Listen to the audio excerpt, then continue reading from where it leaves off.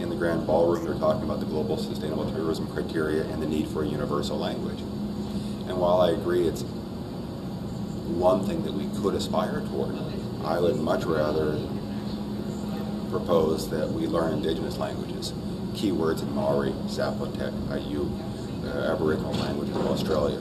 Everything for its own sake? No, but what has meaning.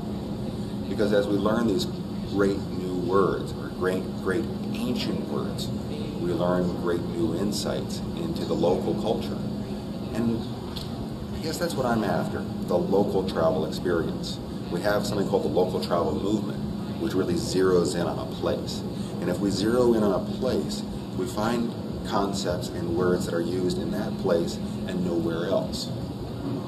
Now, you ask what is ecotourism, and I've been very privileged to be a good friend of Hector Ceballos Lascarain, and Hector coined the word back in 1983, as have another dozen people. Everyone kind of claims, puts their hands up and says, I created ecotourism, or my definition is better than your definition. At the end of the day, I don't think it matters. What matters are the core values. Do we value conserving local heritage? Do we care about conserving local biodiversity? Do we care about creating responsible and sustainable businesses?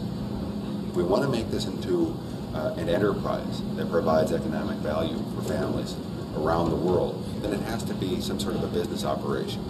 But to what degree does it have to be a business operation?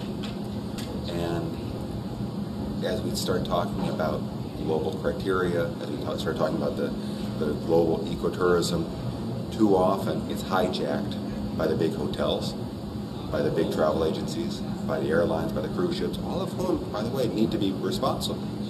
But do we really call that ecotourism? You know, I would argue the answer is no. But if in your heart of hearts you say, I think this hotel or this airline is an ecotourism airline, I'm not to judge. You know, have at it as you like. But if ecotourism is to have value, if we're going to use ecotourism in the year 2012, the 10th anniversary of the Ecotourism Summit, it has to have greater meaning. And it has to have greater meaning for the actual visitors, so that we start looking for places that are called an ecotourism experience. We need to be much more demanding. We need to be saying, all right, show me the value chain.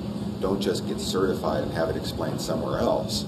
I'd like to have some sort of, documentation here at the Hilton that says what was purchased here. How does the hotel work with the local community? And if it really works towards these things in a reputable and honest manner, then that's great.